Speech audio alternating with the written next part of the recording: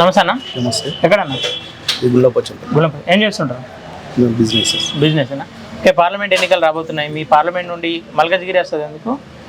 Parliament నుండి ఇక్కడ Etela Rajender BJP నుండి, సునీతల మహేందర్ రెడ్డి కాంగ్రెస్ నుండి, లక్ష్మారెడ్డి బీఆర్ఎస్ నుండి రాబోతుంది. ఎవరి ప్రభావం ఉండబోతుంది ఈ పార్లమెంట్లో?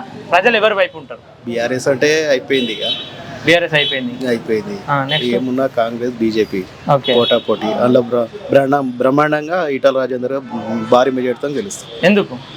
ఆయన చేసిన ఉద్యమకారుడు, గతంలో ఆయన చేసిన మంత్రిగా చేసిన సేవలు, ఆయన మనస్తత్వం, ఆయన మానవ అభిమానాలు, కొంచెం గట్టిగా మాట్లాడుతున్నా, అవన్నీ కూడా ప్రజలు గుర్తిస్తారు.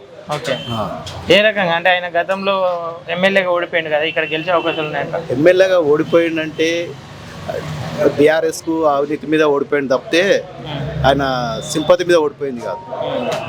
ఒకవేళ నిజంగా మల్కాజ్గిరి ప్రజలు ఆయనకు మద్దతు తెలుపుతారు, ఆయన లోకల్ కాదని కూడా ఒక రకంగా లేదు. 100% అట్లా చెప్పుడు పోతే ఎవరు లోకల్ అక్కడ?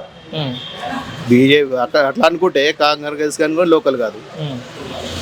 అట్లా బీజేపీ పక్కా గెలుస్తుంది. సెంట్రల్లో ఏ పార్టీ రావాలనుకుంటారు? నరేంద్ర మోడీ. ఎందుకోసం? ఆయన దేశ సేవకుడు.